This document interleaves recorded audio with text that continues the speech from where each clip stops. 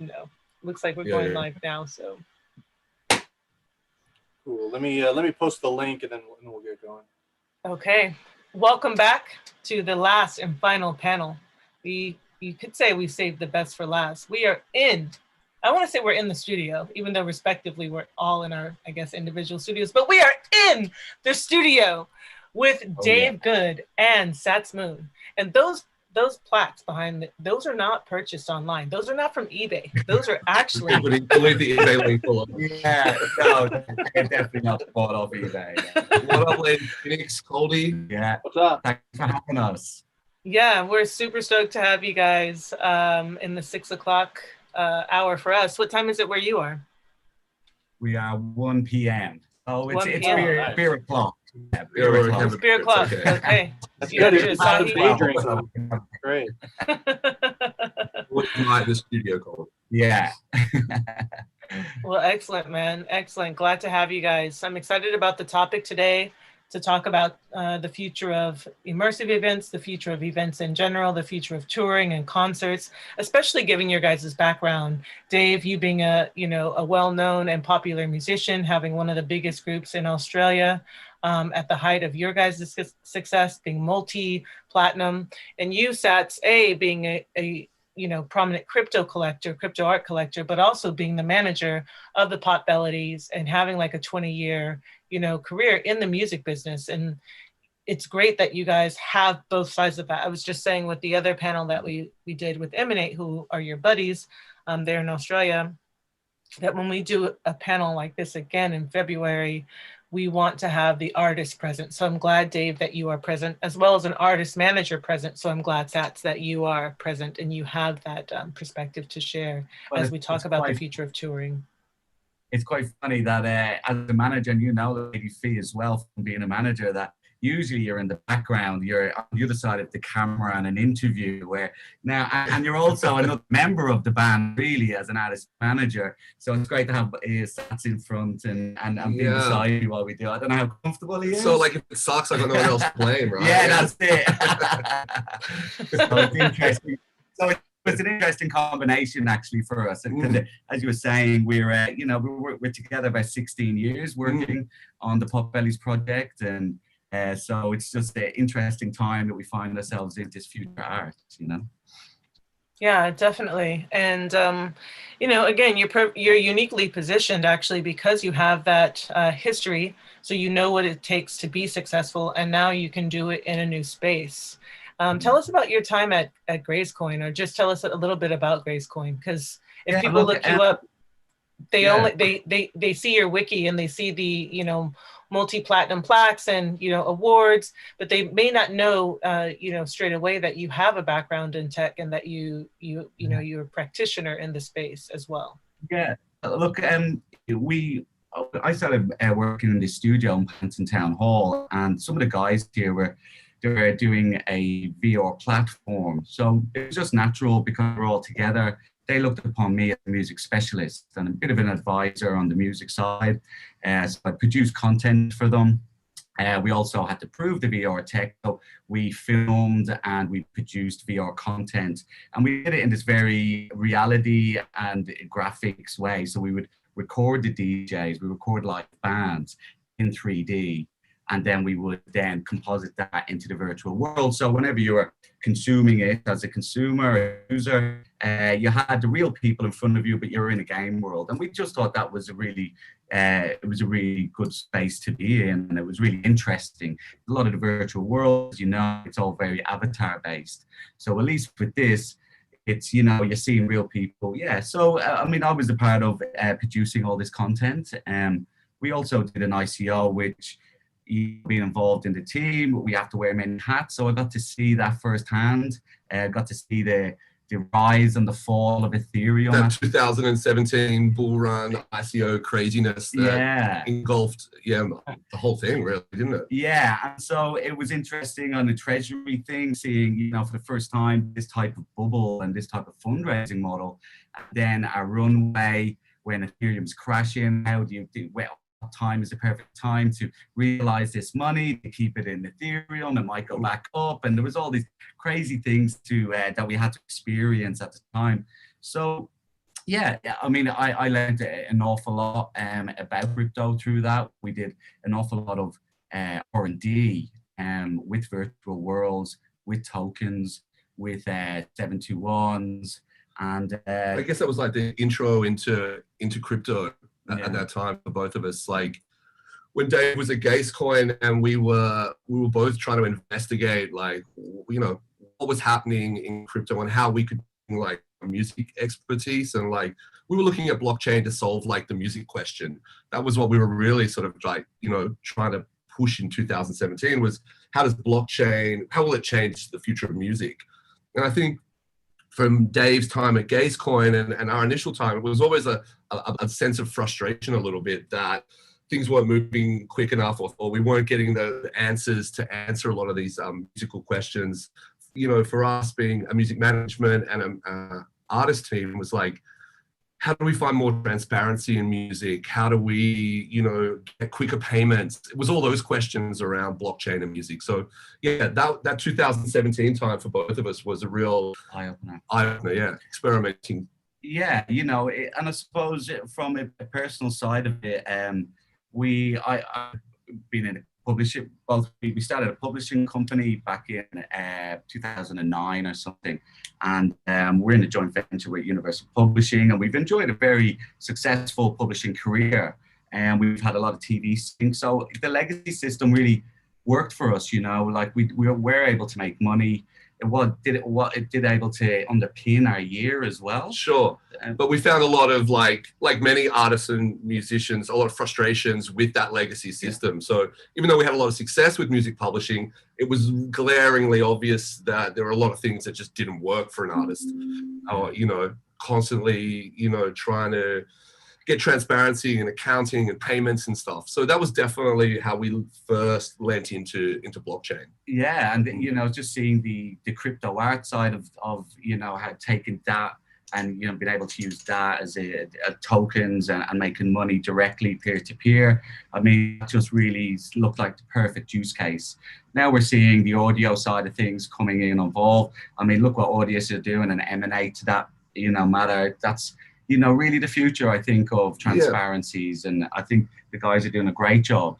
You know, we're more looking at, just putting rare items, rare audio items with artworks and, you know, tokenizing collectibles like that. Really fascinating to me that, you know, when we started talking, you know, I was talking to SATS and both you guys, and I didn't know this background, and just knowing that you guys were doing this in 2017, I don't think music was on anybody's radar. So I think it's just fascinating when you start looking into the community. And SATS, you know, to me is one of the, you know, you've been collecting for what, publicly for like 6 months or something? It feels like about 16 years, but yeah, 6 months in crypto art, or 9 months in crypto art's a long time. 9 months in crypto art, right? So to me, you're like the next wave. But when I come to learn that you guys have been deep in this since 2017, it's well. We talked about like how quickly things move in crypto, but then how quickly move in crypto art. We realized that Coldy and I had met each other in San Francisco, like what was that, 18 months ago? Yeah. You were out there with Trevor Jones, Josie. You were at the Bitcoin conference, and you know, I came up to you and I was looking at your art, and you know, we had a conversation, and I really loved your art, but there was no talk about NFTs even at that stage, and that's really like 18 months ago when Trevor was selling his stuff. Obviously, it was a Bitcoin conference, and people, and you guys were like, you know, on the Ethereum blockchain at that stage, so that was a bit weird. But yeah, it just shows you like how far the thing has come in a very short period of time. Yeah, right? Yeah, it happens so fast, because I remember going into that show. I mean, I started, you know, before crypto, I was making my physical lenticulars, so that was kind of my what I was used to doing.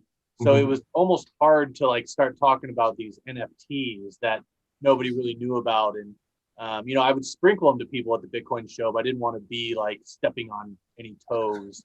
So it was a little bit of like the underground at that time. But now, I mean, at that time, Trevor wasn't doing NFTs. Right. A lot of people were still feeling out the space.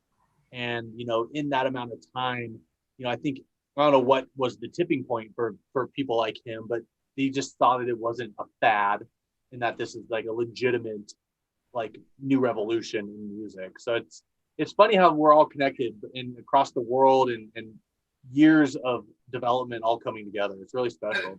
I wanted to ask you though, when at that conference, that Bitcoin conference where you were showing your art, that was the conference that Snowden gave his like keynote speech at, and you had a lot of Snowden art.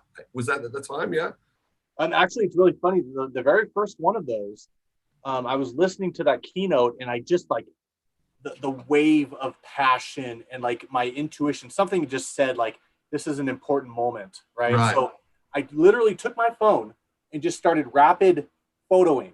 Okay. And I took like 80 pictures of Snowden on that screen. And that first variant were those snapshots put into an animated GIF, right? So it was like performance art while he was talking. And I got very emotional. Like, I don't want to like take it into a wrong thing, but yeah, I do remember being in that room and I teared up. Like, it was like a super like homecoming for like Snowden within that Bitcoin community. But and then going into it, I don't think anybody expected that because it was a teleconference and it wasn't even COVID then. It was just like, this guy's not here. Like, is this special? Is this like, a keynote? Yeah. But then like when you start talking and you realize you're like, I'm kind of like next to this guy, as close as I'll ever get. And unless you head out to Russia. Yeah, exactly. He pulled those heartstrings. And I think after that talk, it was, and that's honestly why I started doing any of the Snowdens. I need to be like moved, or something needs to hit me before I like want to like personify somebody, you know, in art. Because I think for better or worse, when you make a piece of art about somebody, you're idolizing them. You know, you're giving them a pedestal for perpetuity. So I'm very selective. But when I listened to him talk, I was like, okay, this is somebody that I want. So that was the genesis of all those Snowdens, for sure. Cool. It's a cool story, man. Yeah, totally. So yeah, first of all, I want to let everybody know, if you guys want, I don't want to hop around too much, but I posted a link in, I could post it in the YouTube chat as well. We're actually in Crypto Voxels as well. There's a couple people roaming around. Okay. If you want, I don't know what you guys want to talk about. Do you want to hop in the gallery and look at some art? Yeah, we can hop in the gallery. Yeah, why not? Let's jump in. Let me get this queued up really quick here. Oh, I'll have to have Lady Phoenix enable my screen sharing when she has a sec. Yeah, right. I mean, I think for the we're about to jump in and have a look at some of the selections from the SATS Moon collection that I'd put to, you know, had been buying really heavily, I guess, throughout this year. For me, it was like it was weird that I hadn't found crypto art. You know, I've been an art collector for best part of 20 years. Like, as we talked about, heavily collecting like early Banksy stuff and Obey stuff, and Invader was like a massive. I sort of spent a lot of time in London in the early 2000s, where Invader and Banksy were just very prolific. I was living and working in Soho, and you know, became obsessed with with the Banksy stuff. And then, you know, very early in that process, it became apparent that you could buy Banksy prints, which blew my mind because I'd been looking at Banksy stuff and I was like, holy shit, these things are available. And it was like just internet art drops, you know, like throughout the Banksy-led Pictures on Wall website, which existed in London. And, you know, drop these artwork drops, and people would, you know, like a nifty gateway drop, or like, you know, you'd get online, and it's crazy to think that you could do that now, and then you'd have a Banksy that would sit there for an hour or sit there for 4 hours, and you could buy them for 250. I think I bought a signed applause for $500 US and an unsigned one for $150. You know, to leave this thing. And yeah, this is what they were selling for at the time. And I had a couple of guys, and we were just like buying these Banksies up, going, this is going to be a thing. Like, you know, we could sort of feel that that time. And so we were able to amass like a really solid collection. And then, you know, over the course of his rise, being able to like flip and sell, and, you know, and just generally, like, I lived off some of those Banksies as we were coming up in our, you know, in our career. Having the ability to like sell something like that in a, you know, in a creative environment was gold. It was literally gold. Yeah, that's amazing. And so I tell that story because it was very much when I first found crypto art, there was so much of that feeling and that sense that you're witnessing something like, this movement again. You can tell really quickly this wasn't just a flat pan. I was taken aback by the first time that we went on like Super Rare and being able to like scroll back through, and there was still stuff available. There was what I thought these incredible artists, pivotal works and stuff that was still like available. So something really flicked in my head at that time that I was witnessing something like the origins of that street art movement, that crypto art would be something like, on that level, and that we would see, the emergence of artists that could rival someone like Banksy in 20 years time, where his stuff is now. So I was just like, I'm all in. Just started cool. like. And also the story about your fire that happened. Yeah. And you explained to Colby about Oh yeah. So I mean, it was quite pivotal at that time. I was living in LA, working over there as a music manager in LA, and I'd been there for like 7 years, and I had a huge art collection, at the time. I'm not married, I don't have any kids or anything, so like the art thing was big, and then I put some into a storage facility in Australia, like a really top-notch storage facility, all concrete, beautiful thing. And it was safe there for like 7 years. And then about a year ago, there was an incredible fire that occurred at the storage facility. And yeah, like everything like went up in smoke. There was 280 storage facility, like little, units that, and I remember getting the call in LA, and they were like, hey, look, my brother called, was like, there's been a fire, like I think your unit, might be damaged. I hopped on a plane and like flew back from LA. I wanted to like witness it myself, and it was really, it was quite it was quite hard to see that sort of stuff that you'd really like cared for, and the stuff you'd acquired. So I ended up finding this guy on the internet who like I got dressed up in like all the toxic stuff, and we broke into the storage facility that was all like falling down and completely like off limits, to clamber through so I could like visually like check it out and be like, okay, yeah, it is gone, like, you know what I mean? So that was like quite a thing. And then obviously, finding crypto art and then realizing that I could collect stuff and keep stuff in cold storage, or like, in a wallet or an e-wallet, really struck a chord, having just, lost this lifetime's collection. That was like a real like driver for that collecting. And that definitely hits home. I live in a place that is prone to fires. We're in a wooded area, and every time summer comes around, I just imagine myself running down the street with my Shepherd's Ferry posters, being like, it's like, is that really what, like, that's what it's going to come down to? So like, yeah, man.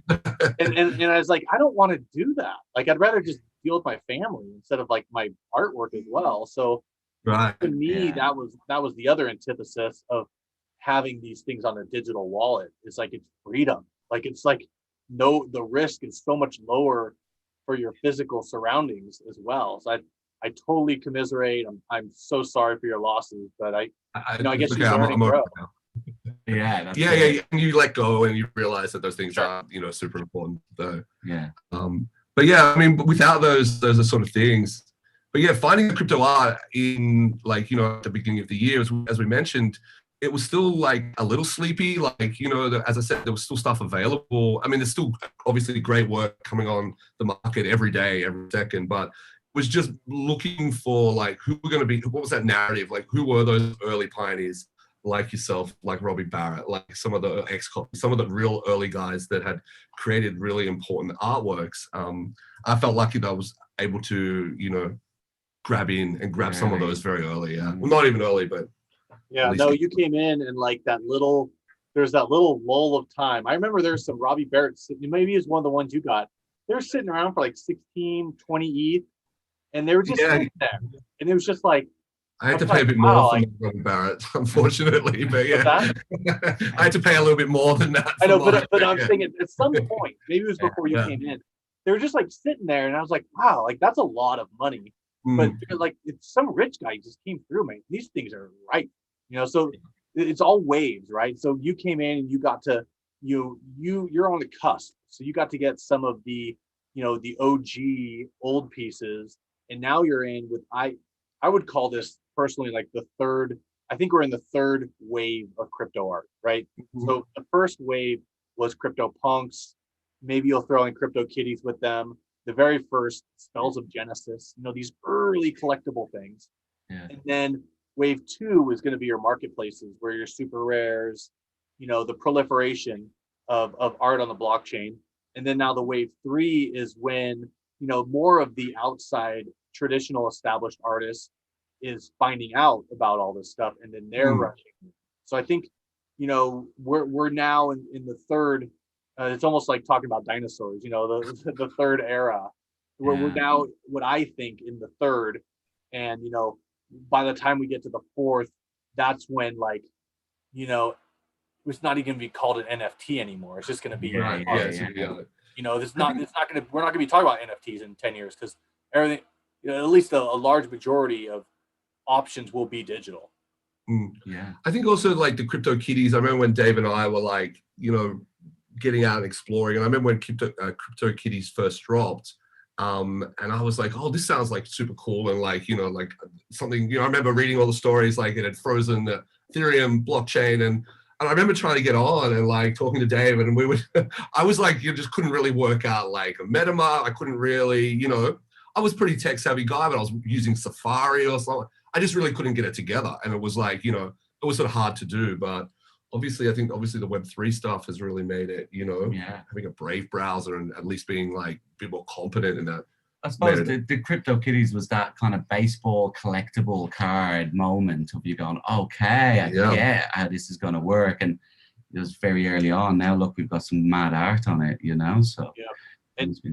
And Dave, with your experience in music, it's all coming completely full circle. And I think, especially when I was chatting with the Emanate people during their panel, and it's almost like going back to the 90s when music videos were the jam, right? I would watch MTV and I would tell you I knew this. I brought up the Soundgarden Black Hole Sun video. I knew that video more by visual reference than the audio, right? Yeah. So I think we're coming back into this paradigm where the complementary nature of art and music, it's back. It's like, in the 70s, we had vinyl records with the gatefold and you bought it to get this beautiful flat piece of art, which in that Magical Mystery Tour didn't have to be much more than the gatefold. Yeah. Told you, right? And then you get into the music videos, and then the music videos died, but that visual culture needed to go somewhere, and I think it's actually back. And I think once the big bands realize that they can now actually monetize probably more efficiently using this to combine music and visuals, oh my God, like that's it's on. We completely agree. We completely agree with that. And we were just talking about it and about how all these big bands, they have like these great visual artists that do all the visuals and the festivals. They tour with the guys all around the world, and but nobody knows them. They're unsung heroes at the back that, you've been really impacted by, but they don't really get any real credit for it. So we feel that that's coming back, and we're going to be working with some visual artists. We're going to put music to it. We're going to sell it as a package, and we can do these cool things with unlockable content. So yeah, I just think it is back. I think it is coming full circle, and we're able to offer more. We're seeing, we're hearing, like being with the music hat on, like we are hearing obviously more and more.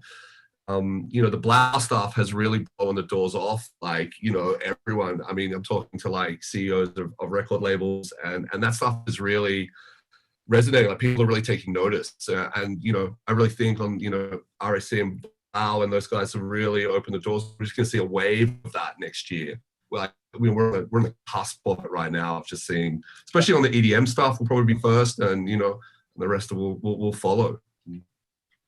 Yeah, and you know what I love also are some of the, the risk takers in our space. Like there's a guy, Boombox Head, right? So Boombox Head is a musician and an artist, and he's experimenting, making music loops with visuals. And I think it's so important for people, even if you're not the some huge EDM person like a Dead Mouse or somebody huge. Yeah. The risks and the experiments need to happen for somebody like that to say, oh my gosh, that worked, right? So, I think all of us are in this awesome space where we can test assumptions and see what happens from those.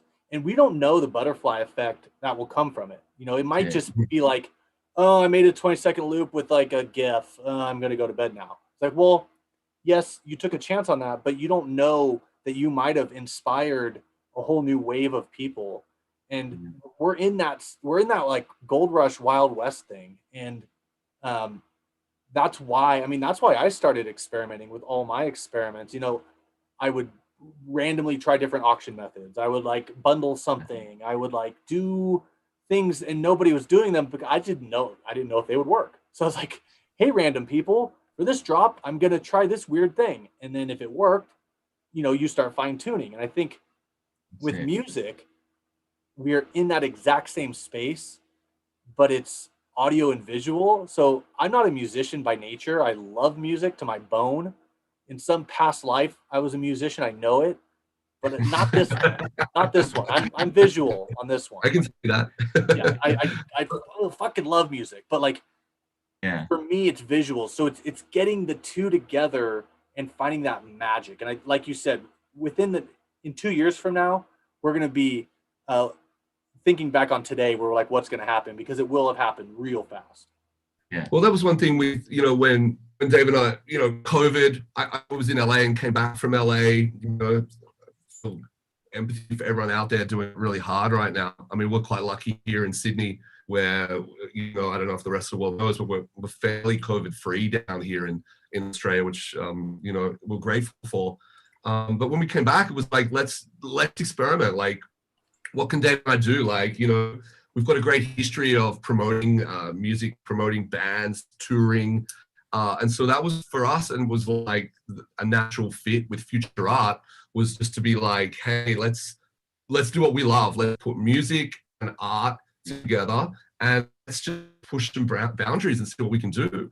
And that's really sort of the essence of what we're trying to do down here. Yeah, like we kind of just said at the start of this journey, let's do something cool. Let's do something shit hot, and, we've got all these amazing artists that he's collected and that we're talking to all day. And let's just do what we're good at. So like, SATS is really good with edit and being able to market. And he's done a little history is, he's a filmmaker from way back. He used to do and write TV shows for MTV and Foxtel.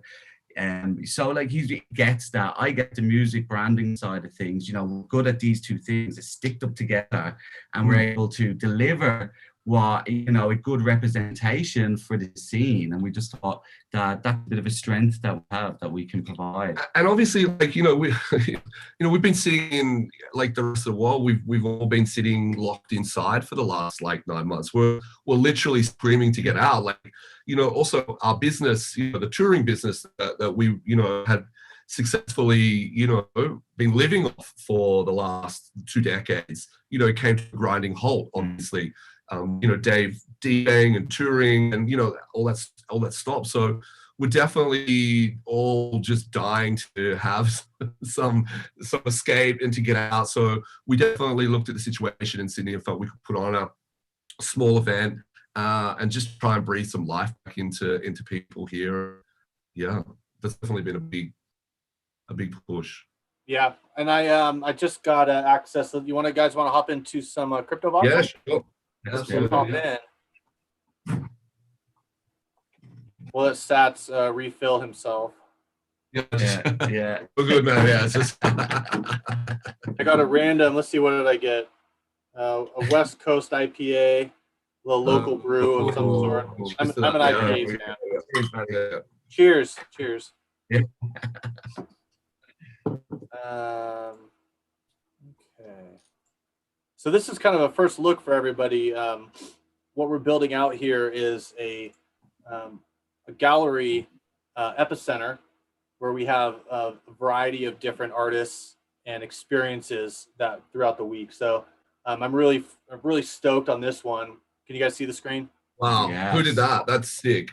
So yeah, I had Ogar, who's one of the builders in the space.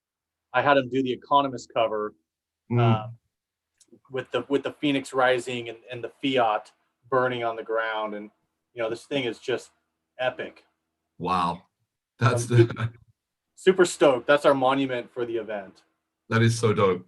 Congratulations, that is really hot.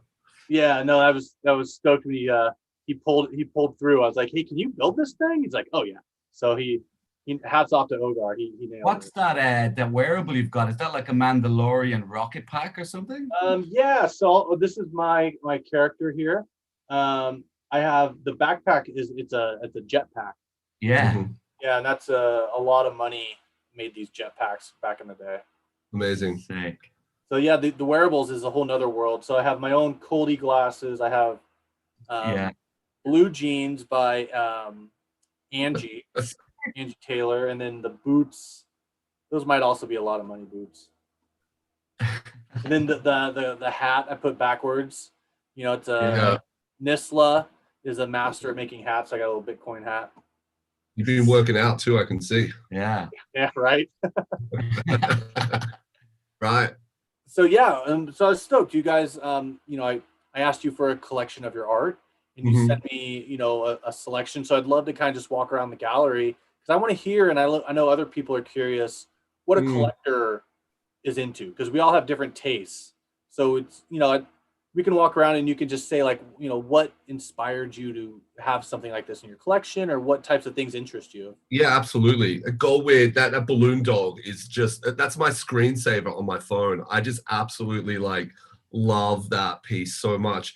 And I remember when he made it, he posted it up on his on Twitter. He was super pumped about it, and then someone said, oh, it reminds him of some other artist had done some balloon thing, and he was like, oh, I'm gonna scrap the sale, I'm not gonna put it up for sale. And I texted, I hit him up in DMs. I was like, dude, what are you talking about? This thing is incredible and amazing, and he was like, oh, I don't know. And I'm like, no, seriously, if you put it up, I will buy it and I will pay the most amount of money I've paid for a piece yet because I want it. And he was like, okay. So I'm super stoked that he did that. And I love that work. And I think it was going to be a series of artworks that he'd been working on in that style. But I got there's a violin as well, which is also similar. I just, for me also, it's a balloon dog, and, I'm a massive Koons fan as well. So that just ticked all the boxes. Sure. And then next to it is one of my favorite artists in the entire space, in the entire world. That is a Sarah Show.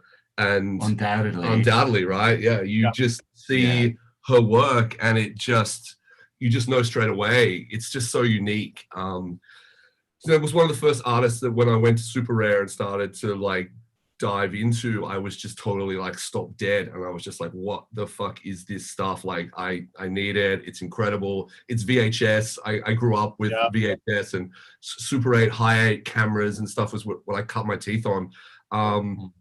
And it was it was available, and I was just so blown away by it. And then I remember sending her an offer for it. It was it was a modest offer, and then she told me that she couldn't accept it, and there was something called a Coldie method, and that really pissed me off. I get that a lot. But we worked out a deal that I had to wait 24 hours, and I was just like, what? I'm offering you ETH and you want to wait for some guy Coldie? So yeah, anyway. But we worked it out, and I just love her work. So that is one of my favorite pieces. I'm a big Sarah fan as well. I have probably four or five pieces of hers as well. Yeah. Here we go. This is Miss Al? Yeah, man. These two pieces together are just those Miss Al's, just incredible. I love them. I think one of them is Graffiti Queen, the other one's Ethereum Queen. And again, I feel fairly bad actually that I have, that's Graffiti Queen, and Ethereum Queen. Ethereum Queen was owned by Colin ETH Rect, and I feel bad, but he had it up for like an ETH and like 1.7 ETH or something. And I just like sniped it off him one day. I didn't say anything. I just came through and like cleaned it out of OpenSea or something. I feel bad for it, but like it is like that's on him. Yeah, that's on him. Yeah, I know. But anyway, that's dope. And then again, again, like another a stunning Sarah show. This is one of her newer pieces, right? Yeah, that definitely was. And again, like it was sort of like it was at that. Again, it was sort of. I feel like Sarah's had such an incredible last 3 or 4 months where I think everybody, not everyone, but a load more collectors have really turned on to her stuff, rightly so. This was probably the last one that I could have really like got, you know, as it was sitting there. I don't think that's possible anymore, just with, you know, her definitely, she's, you know, had such a great year. But I love it. I don't really know what's going on, but it's totally psychedelic and like heavily trippy, and I'm here for it. And I think it complements really well with this X copy too. The color tones and everything. Yeah.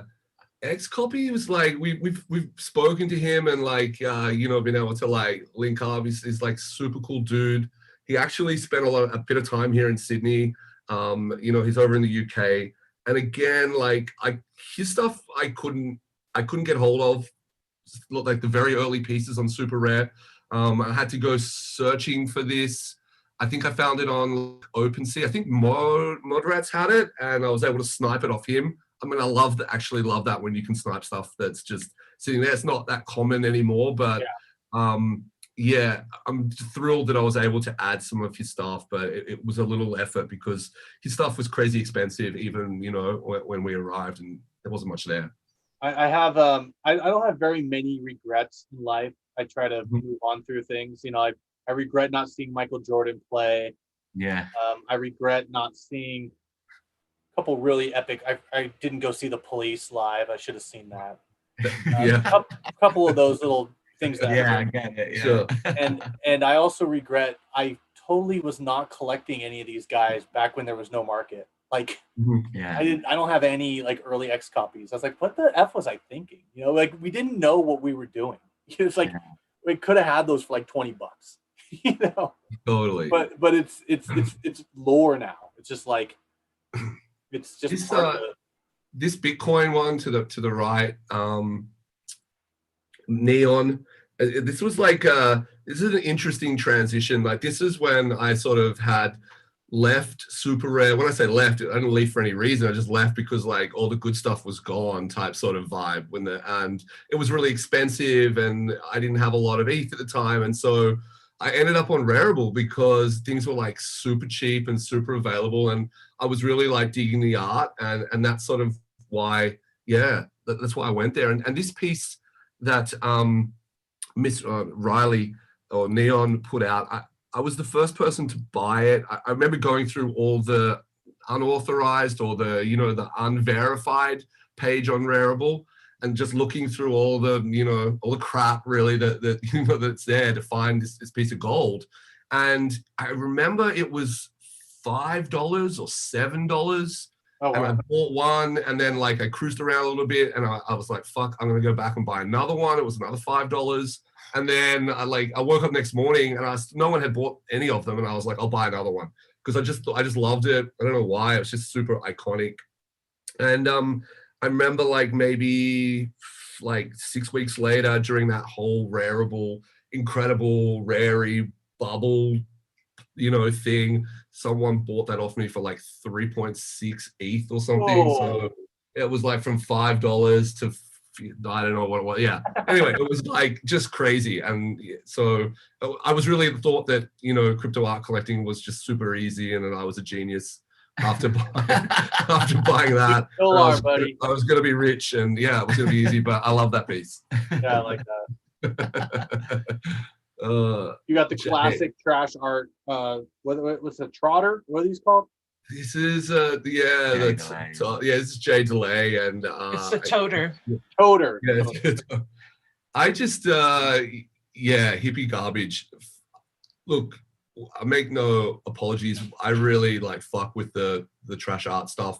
I think it's like super interesting, and those guys are like just outside the box and outsiders, and I find this to be like outsider art, if that's a thing. And yeah, I just, you know, again, it was just nothing, worth nothing. No one wanted it.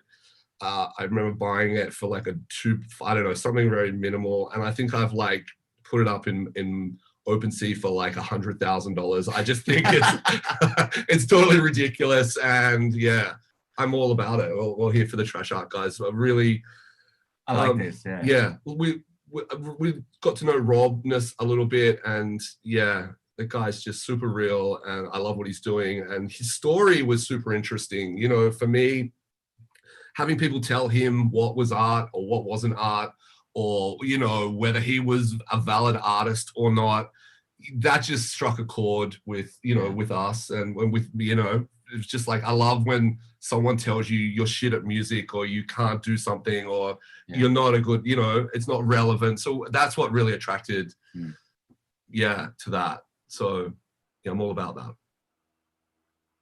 I think that in the annals of crypto art, that there will definitely be a part about trash art. It's just this movement that happened inside of a movement, and totally, there's just so much going on in there, and it's like the anarchist that just totally took over the gallery. And I think it's fascinating what it started off as and what it's become. It is its own movement. You know, I think there's nothing to mess around with as a collector. I think it's good to have, you want to spread your exposures out when you're collecting, and I think having some trash art is definitely part of that complete collection. I think so. This next piece here, this is like, I think this is like a sort of a pivotal story, especially if you're looking back at like 2020 in like crypto art. Like, so this is a Nifty Gateway drop that Twisted Vacancy did. And what I loved about Nifty Gateway, and they really like onboarded so many people, as we talked about, definitely onboarded me as well. Me, Dave, that was some of the first stuff that we saw. And this was cool because the drop culture, I think, is like super important. Like the idea of, I lived in LA, so it was very common that you'd see like people lining up outside Supreme, or people doing like, you know, getting the next, you know, sneaker drop or the next Yeezy drop. So I love the idea that like 9 o'clock log on, that whole vibe is like really appealing. And this one was a pack that it was a $40 pack. And I won the one of one, which was, I was super confused at the time, but this was the one of one of that pack. And that, you know, led me down the rabbit hole to explore the Twisted Vacancy stuff. And we were able to reach out and talk to him, you know, really cool guy up in Indonesia doing just some crazy art. Yeah. We've got him on Future Art now, but yeah, that I love that, because that's a bit of a, you know, a nod to the Nifty Gateway guys and that whole drop culture art experience. Yeah, I love me some Twisted for sure. Yeah. And is this Gary? Who is this? Gary? No. Oh, Norman. This is Norman. And Rob. And Rob. Ooh, nice. That's a good series. Yeah, this series, these two guys are just like on another level for me. Like, I'm super biased, but like, I think Norman is the like most underrated artist in the scene. You know what I mean? Like, his stuff is just phenomenal. I think he's like just operating on another level. And I think what he did with the Robness stuff, they put it out on like a bunch of different platforms. There's a whole series of these incredible artworks. And yeah, I'm a massive fan. We've got to know Rob and also Norman a little bit. And I think, yeah, what those guys are doing, they're just totally real. Like, there's nothing fake about those guys. Everything is like totally like legit. And so I was super happy that I was able to go through and pick up a lot of these Norman and Robness pieces from this series. Yeah, they're incredible. Yeah. I remember when they came out, it was a shocker, because the amount of glitch, but also storytelling that was actually going on in these things was way deeper than just quote unquote trash art. It was conceptual, but also like these like glitch landscapes. It was, I remember when those were hidden, it's like, wow, this is definitely different. Totally, yeah. And I'll have to say this is the Trevor, and because of the way it's put in the world with linking, it's not animated. As we know, this is an awesome animated piece, but it's only showing still here. Trevor is just like one super smart dude, right? Like apart from like him being like an incredible artist, he just knows how to like deliver art. You know what I mean? He's writing a manual about how to hype. The thing I really like about this release was just the way that he teased it, the way that he was able to, you know, really let people know about it. It was just that release that reminded us of like a music release. It was whether like, you know, you're putting out a massive album and, you know, all the marketing that goes around with it. I mean, it doesn't take away from the piece. The piece is just insane. It's the most iconic piece of the year, in my opinion, by a country mile. Yeah. It'll be that, you know, that original will be that $1 million NFT. But just the way he delivered art, I think it was a real eye opener for us. It was like, hey, some people are really thinking about how to market, how to put things out, and yeah, it, you know, obviously just the way this piece has become, I think, the standout piece of 2020, yeah, is testament to that. Yeah, and just from an artist standpoint, you know, seeing the actual, I mean, the guy's oil painting, you know, that's no easy feat in itself. And you know, going to art school and you know, acrylics are hard enough, but once you start messing with oil, and you got to realize the drying and the way the oil mixes, and he's mastered the technique of it all too, which is just hats off. Right place, you know, and he knows how to like hit that point. And this Micah Johnson stuff, I mean, like, this guy just blows my mind. You know what I mean? Like him as a dude, like him as an artist, him as sports athlete, but he's just like, he's just doing some incredible stuff. Obviously the async art stuff that he did, like if people really stop and get your head around that, like if you haven't, like, you know, you really need to dive into that. This one, you know, this young kid, you know, wants to be an astronaut. It's just so moving to me. You know, we got to have a chance to talk to him recently, and I just think that dude is just super special. I love his art. This was a crazy piece that popped off during that Rarey bubble vibe, and he put it on Rareable, and I couldn't believe that it was available. You know, we talked a little bit, and they got snapped up within like, you know, seconds. I just love it. I mean, I think everything he does, and I'm super interested to see what Micah does over the next couple of years, because that guy is thinking. Oh yeah, yeah. I own one of these as well. It's one of my loves. It's just the colors too. You know, there's a story behind it, but like just the way, I don't see colors like that put together often in this case, and it just really true. Yeah, you just really nailed it. I definitely buy a lot of stuff on color alone. Like I'm definitely moved by color, and I think the SATS Moon collection is a fairly colorful collection. If such, it's definitely a lot of stuff I just buy on the feeling of color, definitely. So sick. Let's we do have an upstairs. We can sure check these out.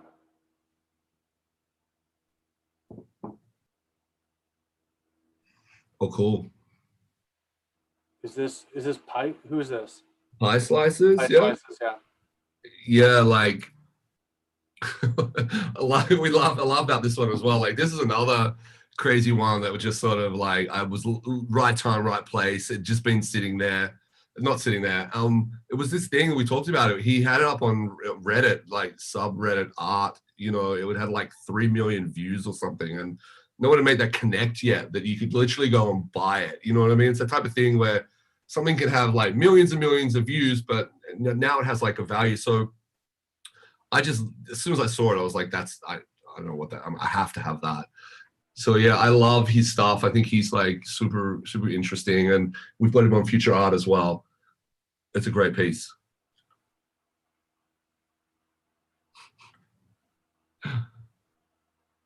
There he is. Yeah, there he is again. I just love this piece. This is the best. Yeah, I think this might be one of my favorite pieces in the collection. It might not be. It might be the favorite. And to me, there's the art of the infinite loop. Yes. That has to be handled, in my opinion, for this. There's certain collectors, me being one of them, if you handle the loop correctly, and I don't know where it starts and stops, like as an artist, I'm always reverse engineering things, right? Because I'm just curious. I'm like, how did they make this, and where is that loop? I'm always looking for that little slice. Like, where is it, right? Yeah. And when you can't find it, that's when I'm like, ooh, like that perks up my ears. And this is just, it's that seamless little. I don't see any blips. It's I think it's called plant-based as well. I just love the name. It's just like, it's I don't know what to say about it. It's just awesome. Yeah, this one here, like I don't know, like there's so much going on in this piece by Twisted Vacancy. This is like up on Super Rare as well. This is like literally the most ETH that I had like paid for a work. I was like, I just have to have this. I think it's like pushing boundaries. I definitely love all his Asian influences, the Japanese stuff. Ramen. Yeah, ramen. Definitely. Also, it also reminds me of a lot of Obey stuff in a way. But yeah, I totally dig it. He's just such an interesting character, from, a kid. I don't know if he's a kid. I mean, he feels like a kid, you know what I mean? He's like a young dude out there in Indonesia just smashing out this like incredible art. That's really unique. And you see a Twisted Vacancy, it's exactly. Oh yeah. No one that looks anything like it. Yeah. Like the Sarah Show. I love art, like, the X Copy Sarah Show, Miss Al Simpson, stuff that you just look at and you're like, that, I know who that is. I know it's a Banksy. I know it's an Obey. I know it's a Twisted Vacancy. Yeah. I know a Cause. I love that sort of, to me. And back to that, I mean, there's a lot of people watching who, are just interested in what spurs people like you on. And I'm the same way. Brand and having a unique image, it's actually to the artist's benefit. And I think a lot of, people who are new to art or something sometimes look to see who's successful right now, and they try to emanate that.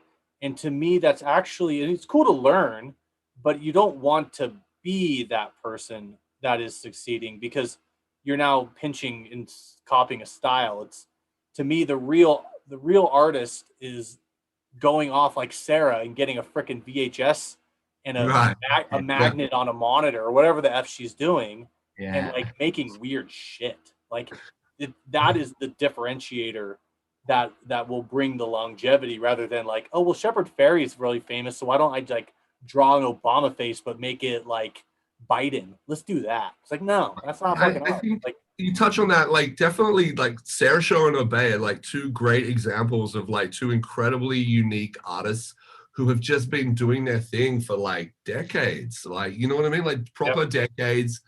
And Sarah Show, like, just, she never wavered from what I can tell, like looking back at her back catalog. Like, she didn't care if no one was like, fucking with the stuff like 3-4 years ago. She was just literally making this stuff, making gifts, like putting stuff out on whatever. And I think there's something about that. There's, patience in taking some careers take off instantly and some take, we know that from music, like you can get hot at 21 or you can get hot at 31 or you can get hot at 41. Like it's. Look at Susan Boyle. I mean, she's like in her 70s, right? I mean, you just don't know. Like Susan's been belting since no one cared. And, she did her thing. And look, these colors, like, I'm just like, I see this on like Rarible. I'm like, what? Who's making like pink donuts? Like, I'm in. This is M Sparrow, and a dude who I think Dave and I have been super lucky that we've been able to like buy this art or acquire this art and then, reach out and like talk to these, once you own a piece of art, it's a somewhat of an introduction to reach out and like talk to the artists. And we've been really keen on like making those connections. And obviously with future art, we've been able to reach out and connect with them and, bring them in and say, hey, we want to tell your story. We want to make some videos. I don't know if you've seen some of the videos that we've done recently, but like talking to Inspiro, like the dude's like out in like Malaga in Spain, and like super nice, like chilled life out there, man. Like it's like Spain, you know what I mean? Like, Yeah.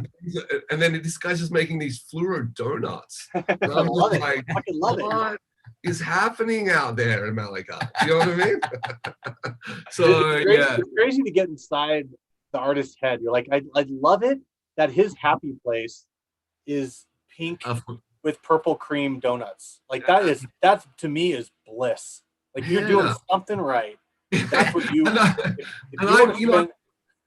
I feel lucky because I definitely, as a collector, I definitely, half of the collection is very much like I need to like I want to represent like the big stories, the big artists, and then like the other half is like I want to buy stuff that no one has bought. Like I'm definitely with Neon, Riley. I was the first buyer with Inspiro, definitely the first buyer. Like I get off on that a little bit to be like someone who's like finding stuff early. Like that's fun. Like that's part of collecting. Yeah, no, I totally agree with that, and it sounds like we kind of were in similar jumping around circles because I jumped over to Rarible as well, just because it was like because once super rare you have to get basically juried into, you got to get whitelisted and or onboarded, and sure. And it's awesome. It's no problem. It's just there's a process to get on there. So I was like, well, if there's this big process, what's everybody else doing that's either waiting in queue or just going for it? And those early days of Rarible, even now, but especially back in the day, and this is funny, back in the days like 2 months ago, right? Yeah, no. But you know what I'm saying? Like in crypto time, that was a long time ago. Mm. And the amount of stuff early on that was just literally sitting there for months. Like you would look at the history, you're like, oh, I think I might buy this. When was this tokenized? And it was like tokenized 36 weeks ago. You're like, yeah, right. How has this been here for 36 weeks? Yeah. It's we're in the same vein, buddy. We definitely, I didn't have a problem like jumping to Rarible. Like for our music background, it's not unusual that like a new label will pop up. Something will get hot really quickly. You'll see something that, and you just respond to that, whether it's music or it's art. When Rarible popped up, I didn't have any problem with that. It was like, you could definitely see there was an energy, there was a group of artists coming up. And I think, you'll see that more and more next year and, years onwards. You've got to move quickly. Yep, definitely as a collector. Well, it's like a DJ as well. Yeah. Like, we find it undiscovered artists, undiscovered tunes. You know what we're doing? We're playing that out on Friday night. Sure. Every week until people go, what is that? I need that. Yeah, it's very similar, man. Yeah. And I love it now that, hearing the two of you banter and talk about these collectibles. It's cool that you guys are consulting with each other and picking each other's brains and tastes. And, it's really cool that there's the group. I think group thinking in collecting is super awesome because it's not just like, I like it, I'm going to get it.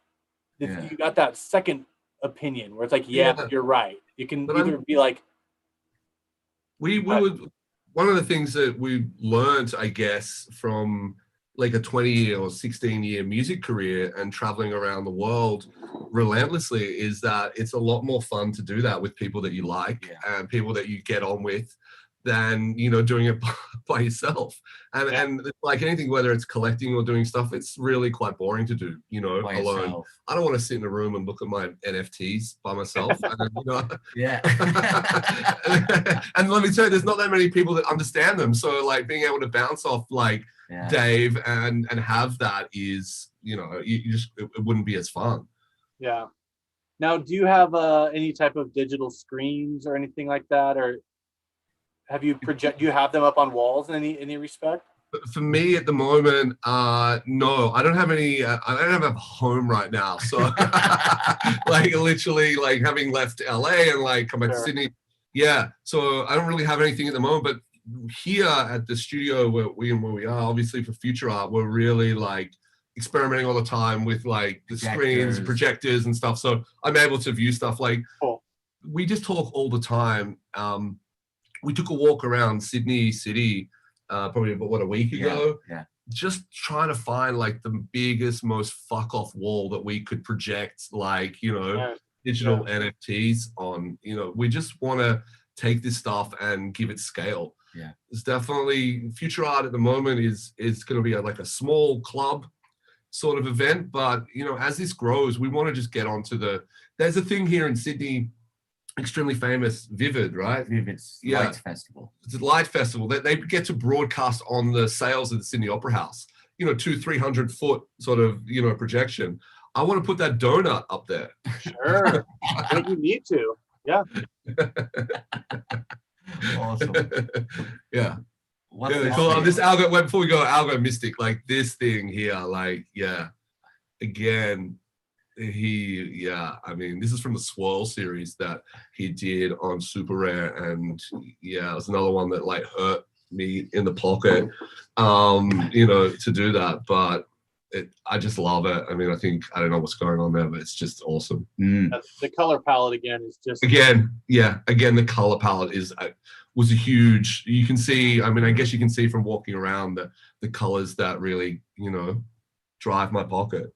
Yeah, no, it's great to see, and I had a lot of fun putting the gallery together because, you know, I have my own collection, and you know, I know what I have, but then it's also super fun to look at somebody's totally different collection. Just kind of like get inside your brain as I'm putting the show up. And so it was a lot of fun to, you know, get to present your art. You did a fantastic job with the black walls too, by the way. Yeah. Yeah. So, can I ask you, what was your favorite piece that wasn't yours, which, you know, from this year? Oh God, that's a hard one. Put me on the spot here. Let me look again. I'll give you an answer. You know, I will say that I would have to say, even though I have most of these people somewhere in my collection, I'm gonna have to go with this one here, the Ethereum Queen. Miss Al, she has something about her collage style that is so her. I mean, collage has been around since cavemen, but she made it her own, and something about the drippy black lines and just I've seen all her art, you know. This is one of I would say one of her seminal pieces. Yeah. So that's gonna be my pick. Yeah, fantastic, awesome, mad.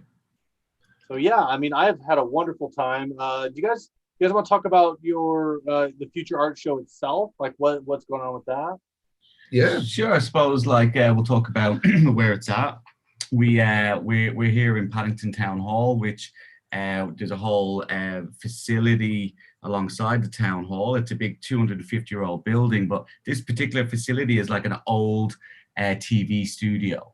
So where the guys would be doing the news from, that would be this now, which is a theater space where we're going to have the keynote presentations and rolling art experience when that's not on. And then we have all these different rooms that we're activating, the different sizes. They're going to have different collections in them. SATS Moon's going to be in one. There'll be Twisted Bakesy there. There'll be Sarah there, you know, and we're going to have all these different spots that you can walk around. So basically, yeah, we're going for like an immersive, you know, an interesting word, but we're really going to make it intense. It's really going to just overload as much as we can with screens, projectors, and you know, it's a cavernous building. It's got like lots of rooms, but it does have, as Dave said, it's got one decent size, like small theater, a studio theater that you know normally shoot a TV show in, and then we're going to repurpose that as with, you know, a big projection broadcast. And we've got Giant Swan and Marco Matic, who are two incredible Australian-based, Melbourne-based VR and AR guys. And thank God they just opened the border. They just opened the borders between Victoria and New South Wales. So like it was always on an iPad whether we're going to have to chime them in like this or not. So hopefully we should have them in the flesh. And so, yeah, they're going to come up and give, you know, a presentation. Don't quote me the wrong way, but a sort of a TED Talk sort of presentation. Marco and Giant Swan are both incredibly articulate.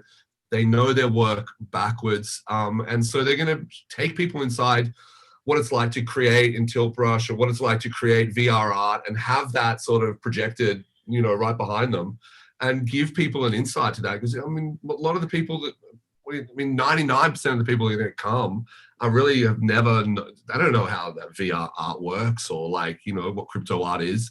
So yeah, it's going to be an interesting sort of presentation. Yeah. And yeah, the fact that we have these other rooms that we can have a party in one, which we can stream to a metaverse site, we can, we feel that we've got a good offering here in Sydney, physically and in the metaverse. Yeah, so basically we just want to do like insane art and like crazy music, and like put them together, and then have a keynote on the Saturday and let people learn a little bit about what's happening. But it's for us, it's a music and art party. That's awesome. I please get some video of that. I'd love to see it. We'll stream it out. Yeah, we'll probably go live with a bit of a Periscope or on Instagram. We'll do a few interviews maybe like that, and throughout the weekend. Great, man. That's awesome. Well, it's been.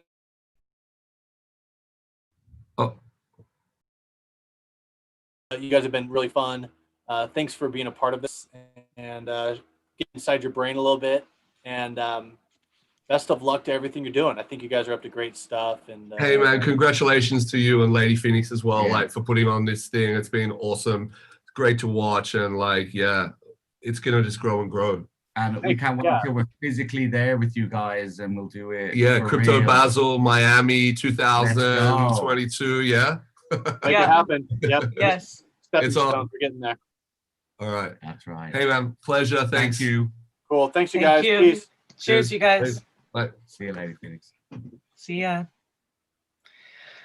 Coldy, we made it. Yeah, we did it. Yeah. High five, buddy. High five. Nice job. Good job, team.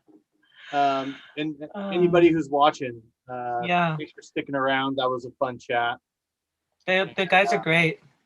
Yeah, they're awesome. I love getting inside the brains of other people in general, especially crypto collectors. How often do you get to talk to a crypto collector? So especially someone that has that music, the intersection of music, so he was really perfect. They were perfect for what we're doing here with Crypto BASEL. So success. I we're going to keep doing this all week. So we're going to get some shut eye and recharge. Actually, no, I'm going to send you guys the email that melted down on MailChimp. I will be getting you that, and a reminder that your NFTs will go out December 7th. And just so that everyone knows the schedule for tomorrow, Wednesday, December 2nd, 9 a.m., financing your film with crypto. We'll be welcoming Gemini Films. Very much looking forward to that. They are going to be talking about a film that's about crypto, being financed by crypto, and being released on the blockchain. So it's a meta crypto film.